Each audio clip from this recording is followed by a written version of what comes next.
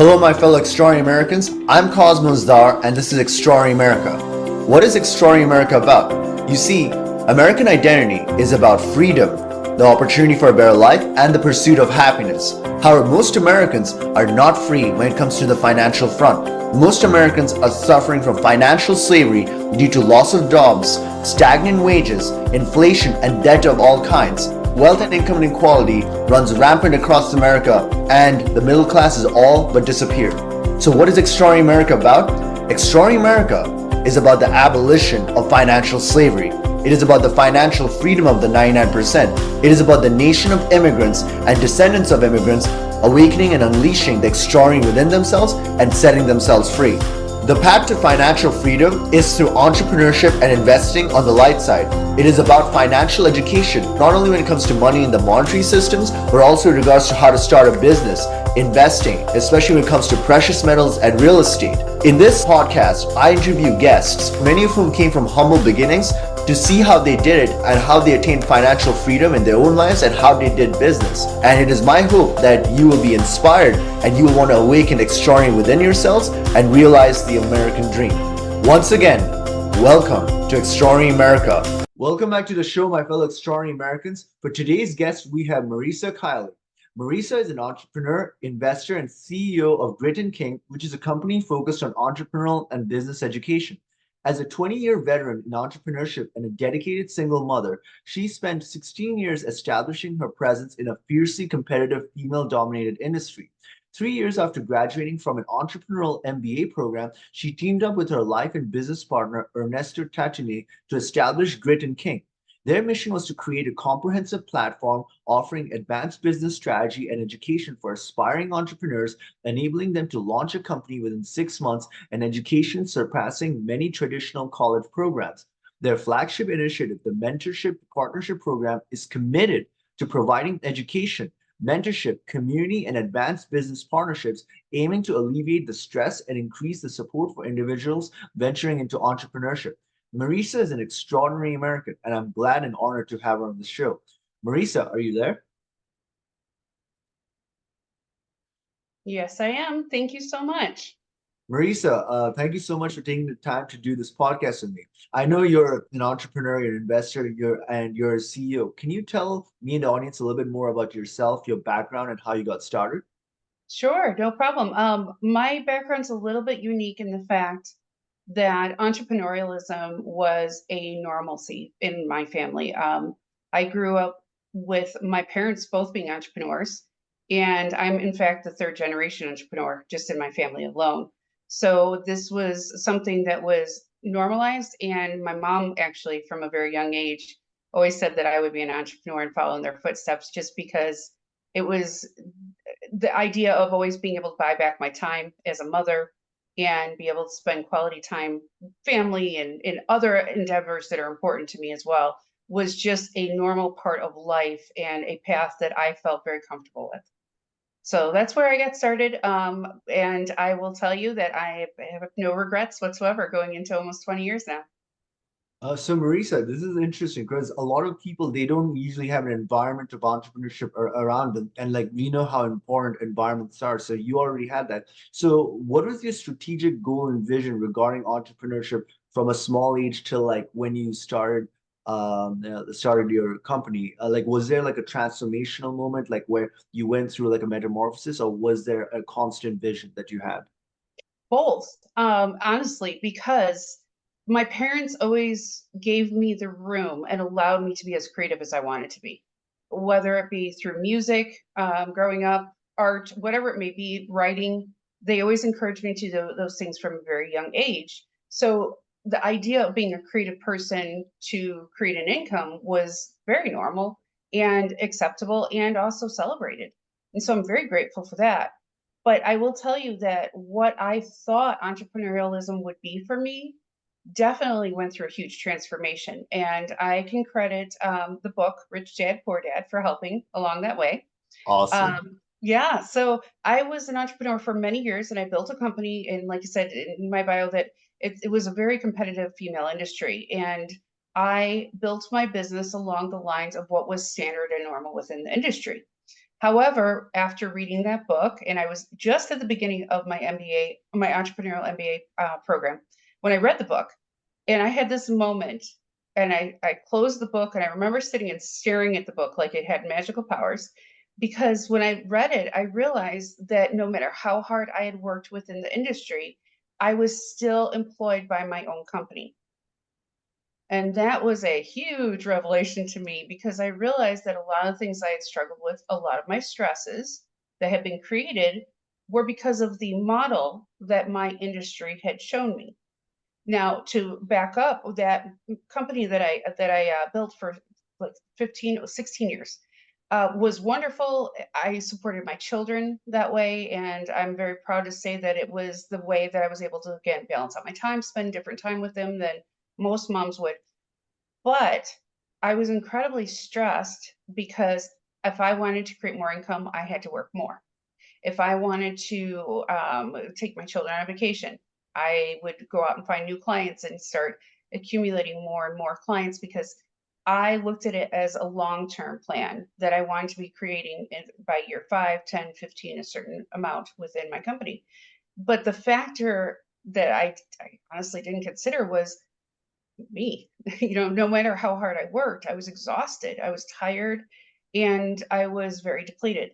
So the idea of switching to the MBA program was interesting because that was the moment I realized I had it all wrong. What I viewed entrepreneurialism was completely off. It was what I was taught, and at the time it was right. But the evolution process of what it takes to build a business and be an entrepreneur now is very different than even it was 5 years ago. So I am very, very grateful for that book. And I was very, very grateful for that moment that I had that revelation.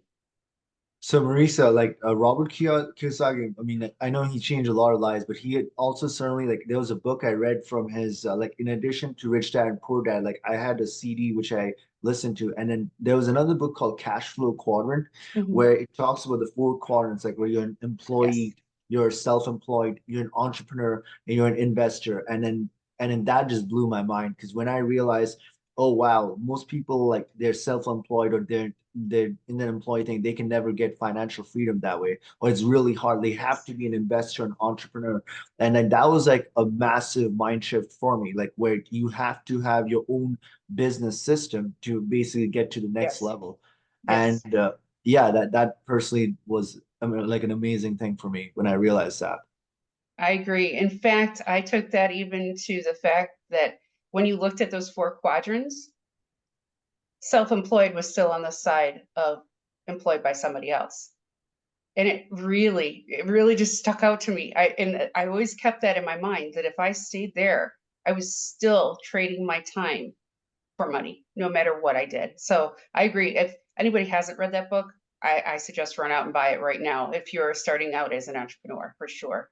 So Marisa, I know you mentioned that the entire model of entrepreneurship and everything has been evolving even in the Yes. in the last 5 years. Can you tell me in the audience a little bit? Can you elaborate on that so that the audience can understand how business and entrepreneurship has evolved, like from your perspective? Sure, not a problem. It's several facets. Obviously, our networking skills and our ability to be connected just aids and helps us in so many ways because we're able to trade knowledge and we're able to trade experience on a different level than we ever were in the past. I feel like that has aids a lot of entrepreneurs because we're able to shift and evolve at a quicker rate and make less mistakes because we can be in like-minded communities. That's huge. The other example I will give is, of course, technology, software, automation, all of those things. And I will point out to you too that I feel that the technology side traditionally was a lot more masculine. IT departments, people that were into all of the things that make our companies modern now, if we go back a couple generations, it was a bit more masculine. And even now, when you see people that are software developers, it's generally skewed masculine. I love the fact that we have a chance to integrate software into our companies now from day one that will help us and become a hub for our entire business. That didn't exist even 5 years ago. And I do want female entrepreneurs to understand that that's something that is available to them right away, because I feel like there's a little bit of a lag with female entrepreneurs as well. But to your point, I love the fact that, oh, any area, social media is no longer just about being social. To me, it's media. To quote Alex Hermosi, that there are areas in every facet of business that has updated, evolved. You can find a system, a tool, a shortcut, uh, all of those things put together, in fact, too, to be able to get there quicker, again, to make less mistakes, and to be able to get in front of your ideal client as well. So I do believe the sophistication of business has grown significantly, but I don't believe we are done yet. I do see a bunch of changes on the horizon, and I'm very excited about them as well. So Marisa, there's a lot of like follow-up questions I wanted to ask based on this, but one of the things I wanted to ask was about like I know you're an advocate for female entrepreneurship and like Yes. women entrepreneurs. So like it's really hard for most women to arrange like especially if you're a single mother to like raise a family, raise your children, and also do business. So my question is, how did you manage your time in such a way where you could successfully do both in that regard? It was never easy. I'm going to be completely honest with you, because inside the home, you are mom and dad. So you are already having to do more as a parent. However, I am very grateful I made it through that time period for several reasons. My children are all the most incredibly dedicated, hardworking individuals, as two of them are now, one's already working full time and one is about to start working.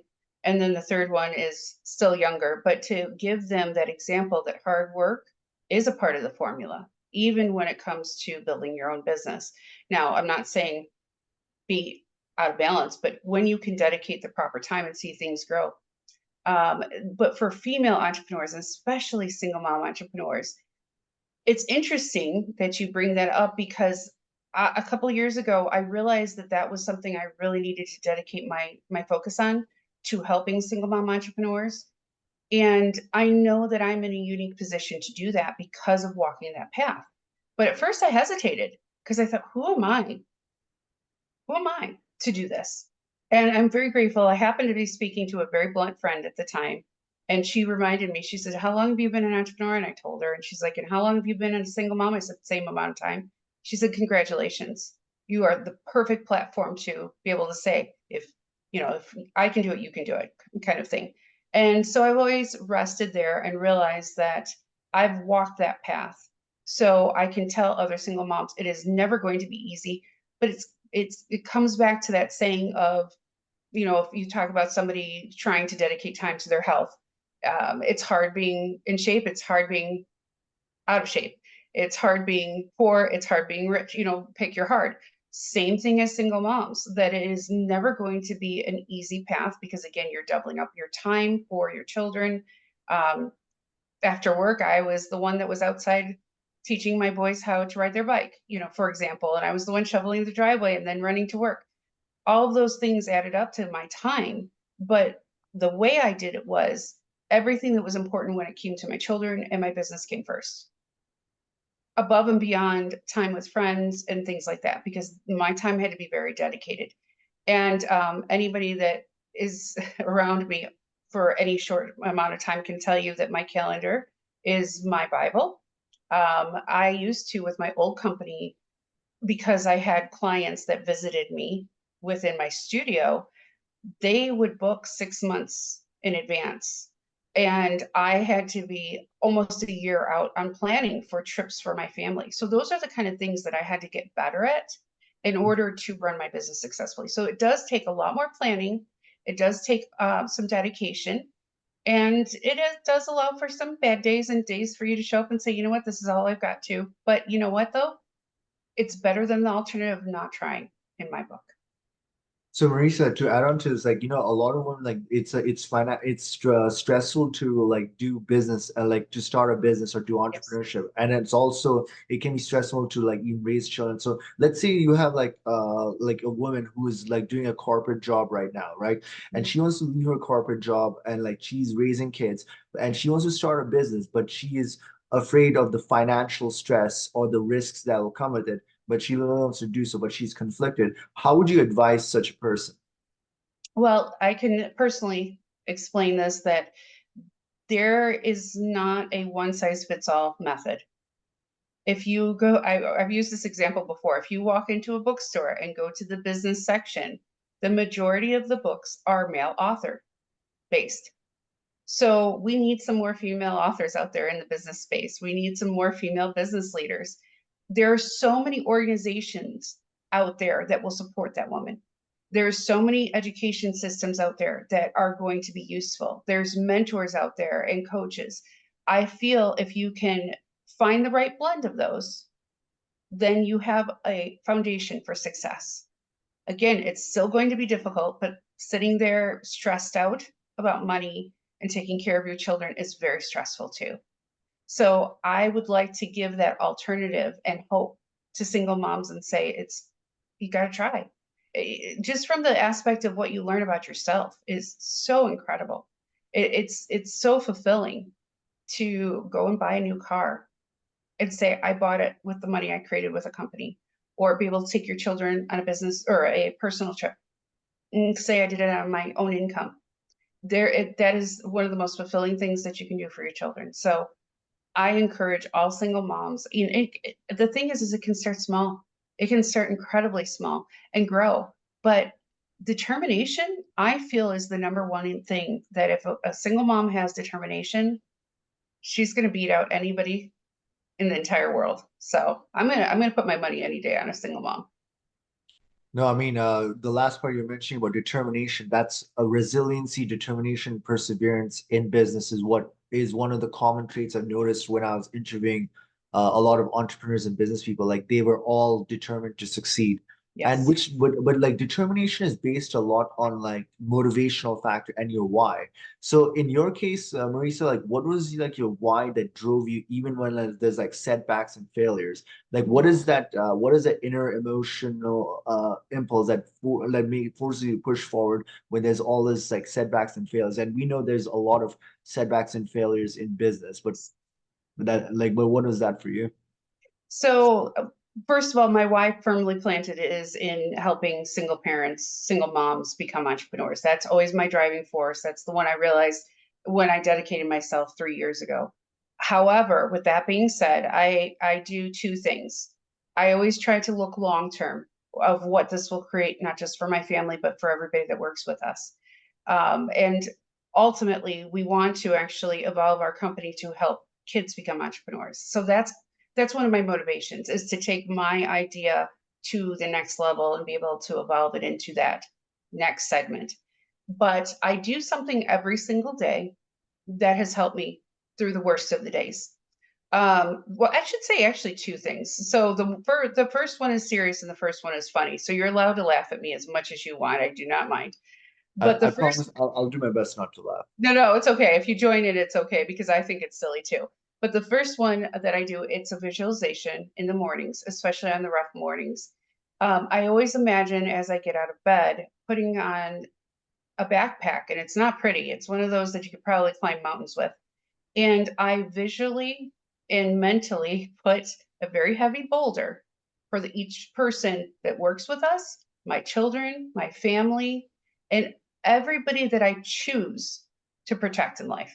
Because there's some of us that inherit people that we're supposed to put in our path, but they were not naturally a part of our family. Those people go in there too. And anytime I think of the day as being rough or hard, I always try to remind myself, I chose those people. I chose to put that weight in the backpack, and I'm going to choose to move forward. And so that is the reason or the how I get forward. But if I'm having a really rough day where, two, three, four things go wrong in a row, which happens, every day is you have a plan and then you have actual as an entrepreneur. And the days that get really rough, I slam my computer shut. I've done it a couple times. And I have a little talk with myself. And it kind of goes something like, what you going to do? Quit? And I wait for a second. And I'm like, no. Okay. And then I'm done. That's it. Like literally, that's how That quick is it goes. Told you that you'd is laugh. awesome. But I do, and it's a silly voice. I'm gonna admit it. It's a very silly voice. But I started doing that a while ago, and it really helped me realize at that moment you're probably being a bit emotional and ridiculous, not you, me. But once you get through that moment, it's just a moment. A lot of times we know if we sleep on something, it'll look better. We'll come up with a new solution. We'll find the way through it. And if not, there's a reason the roadblock is there. Maybe there's something missing, something you haven't seen yet. But I also have come to realize in almost 20 years, like I said before, that a lot of times a roadblock appears just as you're going to have a breakthrough. So I've learned to look at those moments that I know something amazing is right on the other side of it. So I almost get to the point now where I rejoice. Not completely. I'm still working on that. But I try to. I always try to look at it that something's amazing is going to come on the other side of this roadblock.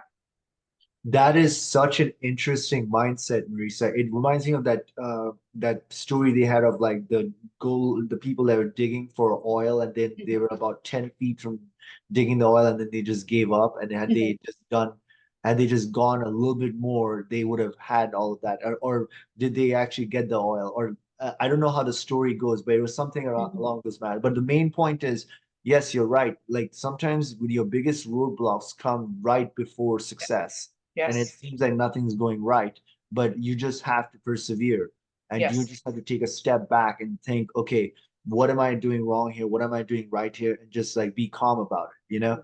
Mhm. Well, and I will tell you, I had this conversation the other night with my business partner, life partner, about our company. And I told him, I said, I will never quit. And he said, oh, you're that confident now, because again, 3 years, it's been a lot of work to get us here. And I said, yeah, because I will never forgive myself if I quit, because I will always have that lingering question of what if I tried for one more week? What if I tried for one more month? What if I kept going and did one more thing?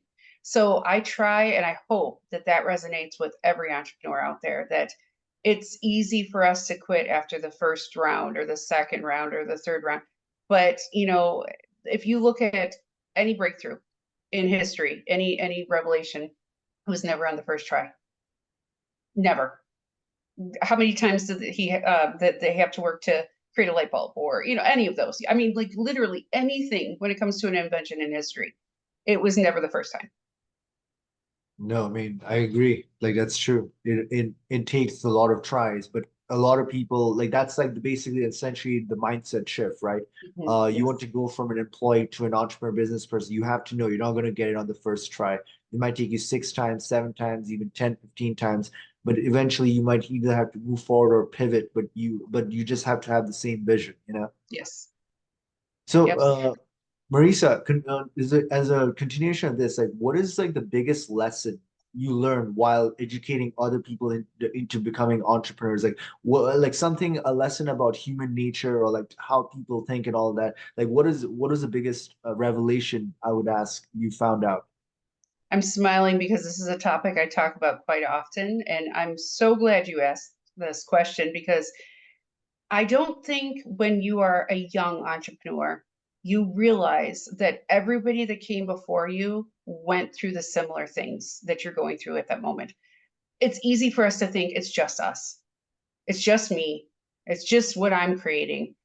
But there are landmarks that every entrepreneur has to go through. And it's interesting because when I talk to a younger entrepreneur, I can tell them, I'm just letting you know you're probably going through this, or this is coming. And it's interesting because I am not trying to be a know it all whatsoever. It's just the fact that I've walked this road for so long. And in fact, I call it mastery of the middle. That is the term that we use. I actually do events on this, and a lot of coaching, because it's that point where you first have an idea and you first come up with your business plan on a napkin or a post-it note, or driving home from work one day and you think, oh my goodness, this is it. But there's this dopamine high, and then it kind of drops off into reality. And it's just a part of what we go through. And I feel like that's been one of the biggest misconceptions in the entrepreneurial path, that everybody goes through it. Everybody will go through it. But if we can provide more education and have more communication about this, then we would all know that this is something you're going to go through, and it's okay. You're going to get through it just like I did, or I will go through, and I still have things to go through as well. We all do. So I think that if we could have more of that conversation and realize you're never alone, I guess is the best thing. But that's exactly how we like most of us feel. Like we feel like we're Yes. alone, but we don't realize that there's other people out there. And like that's why I feel like the organizations where they have a collection of entrepreneurs with like mindset are so important. And combine that with mentorship, and it's like a synergistic effect. Like I call it like time compression. Yes. Like if you have like the right mentorship and you have also community, Yes. combined with the right mentorship, it just accelerates everything so much because you have I agree. connections, you have contacts, you have resource, like you have people that can lead you to another person that can lead you to another person who will be able to help you. And it's just like that's what I would advise my audience to do. Like you have to have a community and you got to get mentorship, you know? Absolutely. Completely agree. I completely agree. So, Marisa, like, what do you think is the biggest challenge that most people face when they're new to entrepreneurship and they're trying to make their business work in from your perspective? So my perspective might be a little different than others for the fact that I am firmly planted in the industry of business education. So we talk a lot about a four-pillar approach to business. And this is something I wish I would have known, again, 20 years ago, that there is one thing to have an expert status within your industry, but it's a totally different thing to understand business itself. So that's almost like you have to have a dual degree if you were going to college. And it's true. And we don't realize that when we're new entrepreneurs. We think that "Oh, I'm a great chef and I want to open a restaurant. Awesome. I will be right there for you on opening day and I want the first dinner. However, there is a lot of steps in between saying I want to open a restaurant and actually knowing how to keep the restaurant open and profitable. That's the difference between industry education and actual business education. And industry education to me comes from your experience, your passion, and where do you see yourself making that impact in the world? Whereas business education is structure, planning, having knowledge, working knowledge, and knowing how to track all of your numbers and your financials. And oh, by the way, there's software too that you probably should know how to use.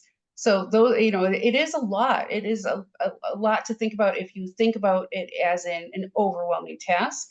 But again, if we can go more of a timeline approach and say, okay, here's your basics, and then move forward to here's a little bit more and a little bit more, it works really well. But I think the misconception is that if you're a chef, you're ready to run a restaurant that'll be profitable, or a hairstylist opening a hair salon and they'll know how to run the salon and be profitable. It's just not the case. Well, Marisa, so like what you talked about business education is so relevant, and it brings me to the next point, especially in regards to like American national identity, right? So America has always been about freedom, and Exploring America is about freedom, especially in regards to the financial front, right? Yes. So a necessary part of that is financial education when it comes to entrepreneurial and business education. So from your, but like in the schools that I see in America, most of them they're not teaching the type of education that you Yep. and others are teaching. So from your perspective, what do you think should we do on a national plane to get most Americans to get actual business education? Well, I just joined you on your soapbox. This is the perfect question, and I could talk about it for hours with you because I feel very bad for our next generation. We didn't learn enough in school about finances, let alone now, for kids, the next generation. I wish we could have made changes, is my point already. What I think needs to happen and what I want to see happen is that I think, one, all children in their teenage years should build a company. I think that should be a part of their education process. Learning how to build a business plan, who would they need to hire, how to track all the numbers. I think that should be a normal part of education. But I also come from the viewpoint that I think that kids should have cooking classes and go and get their hands dirty and also learn how to do all sorts of things too to round out their education. But I do believe that there needs to be more of an emphasis on that because it's a practical way. So part of what I see as a problem is there's a lot of theory. I'd like to see more practical, meaning how to use the information in a real life situation. I think if we could do that, especially for kids at a younger age, then we would have a lot more successful business owners and be able to create more income for our economy. It has such a beautiful effect, that it's not just a selfish reason. But I do wish there was a lot more emphasis on, again, you could be as basic as how to balance a bank account and how to handle credit cards, or something a lot more sophisticated about what is a business and how to run it. But I believe that there needs to be more emphasis on it as a whole in the junior high, high school, and also college age groups for sure. No, Marisa, I couldn't agree with you more. Like what's really annoying is that a lot of people these days are getting like these college degrees, like they're spending $100,000 on student debt, and then they're getting like let's say something like an art degree or something which is not practical to becoming financially free or having enough income where you can do whatever you want, like to get time and financial freedom. Yes. And it's just it's like it's the reason it bothers me so much is because our entire identity as a nation is based on freedom. But when it comes to knowing your finances is essential to being free, because if you're put on consumer debt and everything, you have to go and get a job. You have to go pay those bills. And it's Yes. just like a never ending cycle. Like you have to get out of that, you know? I agree. I agree. And again, time freedom is totally wrapped into this conversation as well. And it trickles down in every area of our life if we do not know what we're doing with money, just on the most basic level. And we don't really know that, and I feel like until we get older. So I'd love to see that happen at a lot earlier age for kids. So, Marisa, like you know the American dream, right? Most Americans they want to attain the American dream where and a lot of that is based on like sound finances and like the and a certain level of financial freedom. But in today's reality, most people are living paycheck to paycheck, and the American dream seems very far away for them. So, Yes. what do you think is the biggest challenge to Americans for regards to attaining the American dream, and how can they overcome that challenge from your perspective? Mindset first and foremost. That I believe that we all need to be aware and be willing to make some changes. Because if we're not willing to pick our head up and see there's other options, we just keep going about doing it the same way everybody else is, and we're not going to create a better society from it. I do believe we have the ability, the capability for sure. We have all the resources at our fingertips, and we have flexibility, freedom, as much education as we want to. I want to see more of that utilized. And I do believe, like I said, just even as simple as seeing more female authors write business books. I think there needs to be more programs of teaching children at a younger age. And again, more access to education when it comes to businesses. Part of the fault, though, I believe, is the evolution that's happening so quickly. And so there's a lag time in between. I do believe that needs to be a part of this conversation too. So it's not necessarily human error, but it's one of those things that everybody's kind of running around and doing their own thing. And there's no central idea, which is good and bad because everybody can do it their own way. But I think that there needs to be more experts out there that step up and provide, like Rich Dad Poor Dad, for example, but maybe a new approach to it, or something that simplistic to understand from the business side or financial side, all of the above, because I believe all of it works together. So, Marisa, one of the reasons I'm having this conversation with you is because I feel like we are having obsolete level of traditional education where it's based on a Yes. 1950s and 1960s approach, Yes. where you went to college, you got a degree, you got a job, or you got a blue collar job, and then you worked for 40 years, and at the end of it, you saved up enough money for like retirement and everything. But the problem is in today's world, there is no job security, and inflation is eating up on your savings account. So a lot of the people from the baby boomer generation or even the Generation X, they're finding out that the money they had saved up is not going to be enough for the rest of their lives. And they might actually have to go back and work. And that's the reason why I'm so passionate about this. Yes. Yes. Because the world that we're living in is changing, and without an understanding of money and entrepreneurship and business, we're not going to be able to get to the next point. Yes. I totally agree. You just reminded me of like my grandfather who retired at 50 with two pensions. and did not have to work the rest of his life, and they lived very comfortably, were well provided for. They cruised all around the world and had plaques on the wall from it.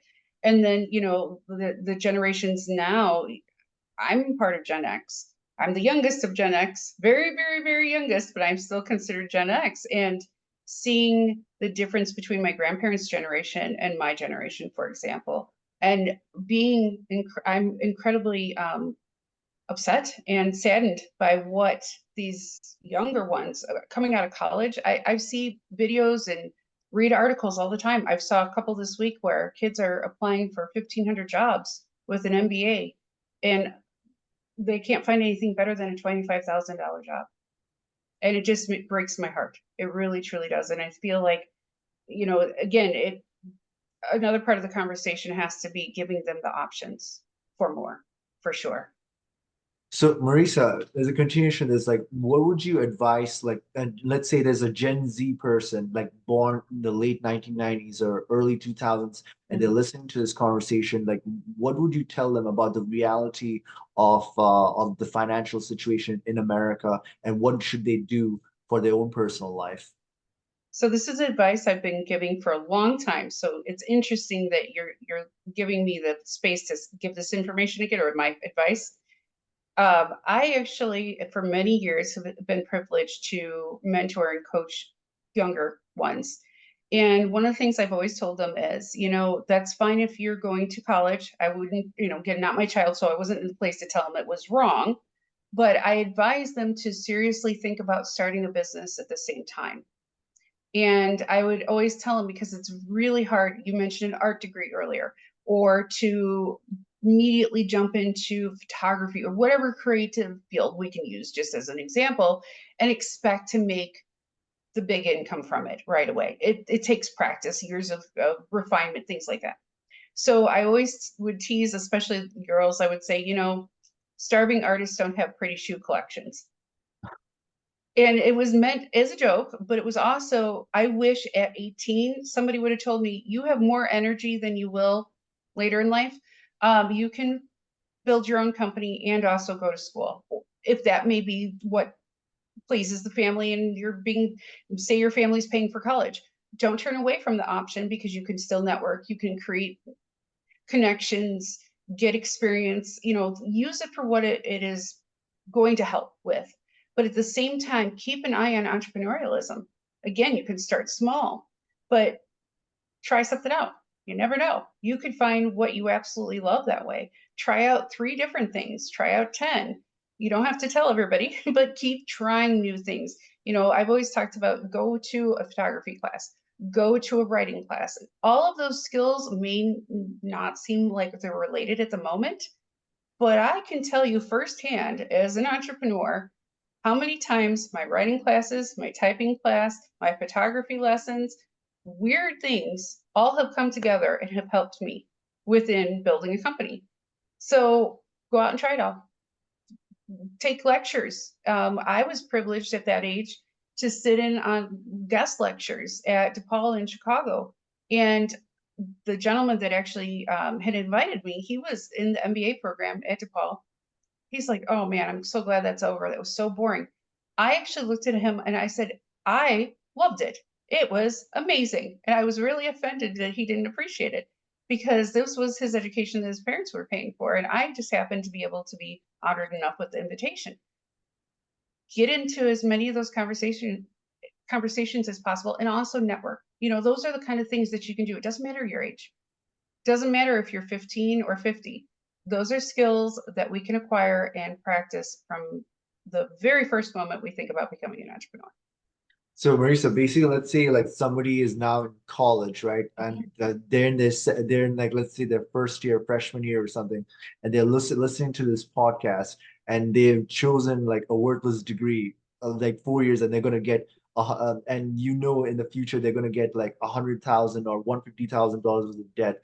Would you tell that person to basically quit and like basically look online or YouTube or start a business, or would you? Like how would you, like, let's say you had a conversation with that person, how would that go? Well, Cosmos, I'm going to tell you, because I am a mom, I'm probably going to answer it a little different. You have to think about, first of all, who's paying for it. and you have to have a conversation with your family, because at that age, you're still dependent on your family. That has to be a factor. However, your free time can be devoted to learning whatever else is out there. You do not have to spend every waking moment on college. You have enough time to do other things. So I would encourage somebody, if they're thinking about it, to first go do the research. What are you interested in? Form a plan. Start something, test it out. Because again, sometimes we've all been there where we hit moments in life where we're at a crossroads and it feels very uncomfortable. If you're at that in college, before you do anything that's final, make a plan, come up with an idea, and just focus on that and sit with it for a couple days, couple weeks, get a educated opinion on it. That is, to me, so many people want to jump into doing things, and it's almost a knee-jerk emotional response. If you're educated, one, you're going to make less mistakes, and two, going in with a plan means that you're going to be a lot more level-headed. So first step, I would say, is plan more than anything. And then again, my answer is more based as a mom, that if one of my children decided to quit 3-4 years into college, I hope they would talk to me first. So I guess that's where that conversation is coming from. Marisa, Now, with that being said, I will tell you that my children, our entrepreneurial mindset is there. My middle son started his first business when he was 12. And so both of my sons are going to be going through our education system before they would even think about going to college. So my 16-year-old, for example, this summer is going to be going through a program to give him a more research educated viewpoint on entrepreneurialism. So I'm speaking from experience that I've got. I can back that conversation up and say, I'm not just saying give up and stay. I'm saying become more educated, research, and plan. Marisa, that's awesome, and you're obviously like you're a rare type of parent. But like like most kids today, like their parents are coming from like an old way of Mhm. thinking, where they believe that you have to get a college degree and get a job and everything. But yeah, I would have the conversation slightly more differently. I'd be like, come on, man, what are you doing? Mhm. $100,000. Come on. But I totally understand that perspective though. But which brings me to the next thing, right? I was wondering if you could tell me and the audience a little bit more about your company and the Sure. premise of how it got started and all that. Because in my opinion, I feel like most people should be doing like the real education would be something like what your company provides rather than Sure. what's going on in the colleges and universities. Well, I thank you for that, and I completely agree with you for many reasons. So we started this 3 years ago, and again, we both have our entrepreneurial MBAs, and we started this company because we both have similar whys. My business partner, life partner, his is to help dads transition out of traditional careers into entrepreneurialism, because then they can buy back time with their children and be the head of the household. For me, it's helping single moms and children become entrepreneurs as well. So we really had very similar viewpoints where it was a no-brainer for us to be able to talk about starting our company together. So Grit and King was formed to reinvent how businesses become businesses, is the best way to put it. But if you look at statistics of how long it takes a business to really get up and running, you have two factors. Either you need to spend more money or time to start a company. And sounds so simplified when you say it that way, but it's true. If you have a very small budget, you're going to spend more time, grassroots, getting your social media visible, things of that nature, as a quick example. But if you need to compress your time, as you brought up earlier, I believe most companies take about 18 to 24 months messing around, getting educated, piecing things together, duct taping different technologies together. Well, how about we save all that time and do it in 6 months? Totally. And instead of learning theory, let's build as we learn. And it's going to cost less than 1 year of college. That's why we did it. And honestly, Cosmos, I did a lot of research before we started building this platform, because I wanted to know what was out there. I was curious, and I looked around and I was amazed. There's one or two of the Ivy League schools out there that even have anything that states entrepreneurial in the title. And they might be the best programs in the entire world, but they were based on theory. And part of the problem I see with that is, as an entrepreneur, I have to get my hands dirty, roll up my sleeves, and build. That is the first step. You have to build your foundation. I say it every day, probably 20 million times a day. That's one of the things I say, because a lot of people think, again, I have my experience, I have my passion in this industry. Let's go. There's no foundation under your feet. You need a foundation. You need to have knowledge. And I've got a great example for you that's real quick, that I paid for websites, for example, for years for my business that I had when I realized that I was employed by my business. And I could not understand why I spent all this money and my website never brought in the type of clients I wanted it to. And for the life of me, I could not articulate why. Once I learned how to build websites, and once I learned how to actually figure out what a website really is meant to do, I can turn around now and articulate that vision to somebody else to build it for me. I'm educated in that area. Well, that saves me time, money, stress, and I can reach my ideal client. So that's just one tiny little example. Well, what if we had entrepreneurs with more education so they know how to talk to a web designer, they know how to use their software, they also understand profit margins, and they also know how to do sales?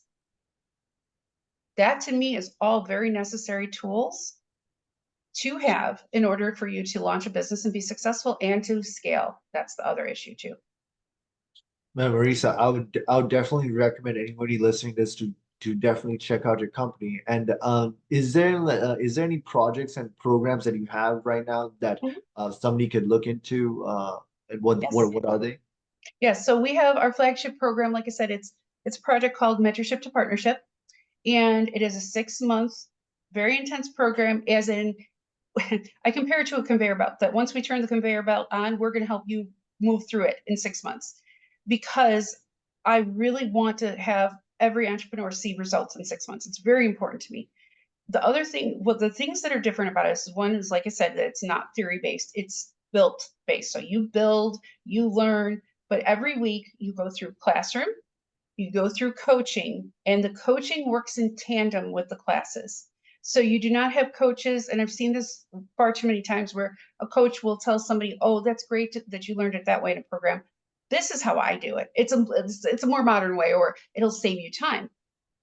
That means that person, that student, has to undo to redo. And I feel like that is not fair at all. So that's something we're very cognizant about when we built it. The other thing that they get is software to learn and build out as they grow through the program, so they're ready for launch. Just those kind of things we did very different. Another thing we did was all of our classes are AI based. And the reason being is that we have already made updates to the program, even since it was released. And we will continue to make updates to the program. And you said something very interesting earlier about community. We didn't forget about that part. We actually have a membership that's available to all the students, and they can continue in the membership afterwards.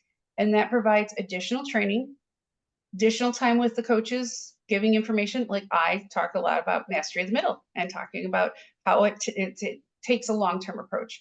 And then also we have a resource library in there of different businesses that we have vetted, that we work with, that we know that they will be very caring and they will be honorable in their dealings with our students as well. So we're trying to give anybody that comes through our program really that feeling of we're there for them, that we have a system that will move them through.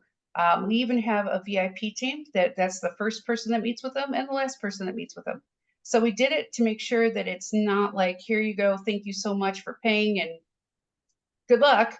We did it so that somebody feels like that they have a hands-on instructor with them every step of the way. That is awesome, Marisa. And Marisa, how can our audience connect with you and get to know more about you and your work and all of this? Sure. The best for me is LinkedIn, and it's just under Marisa Kiley, of course. I tend to be on there more than other platforms.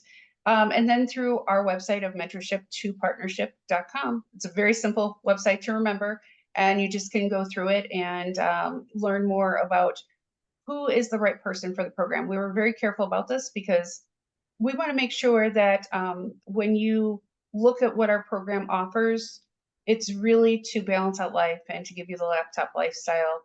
that somebody is really desiring, that it's not going to be your 9 to 5 life that is pretty much being dialed in for everybody that's coming through college. So we're trying to swim against the current a bit on that fact. That is amazing, Marisa. And Marisa, I want to thank you so much for taking the time to do this podcast with me and like explaining the importance of business education, entrepreneurial education, because I cannot stress this enough to the audience that you have to be financially free.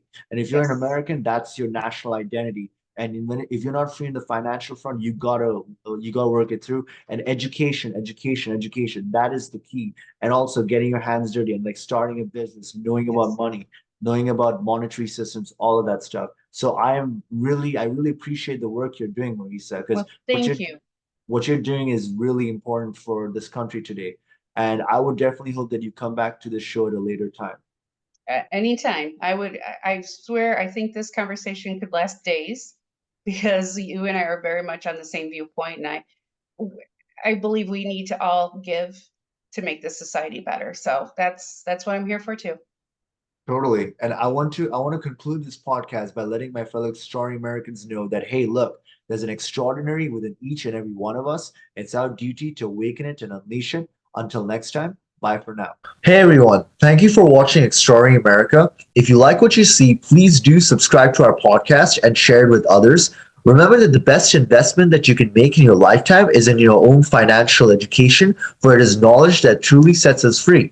Also remember that inflation is diluting your purchasing power, which in turn increases financial bondage. The practical thing to do is to protect the loss of your purchasing power and invest in precious metals or the right cryptocurrencies.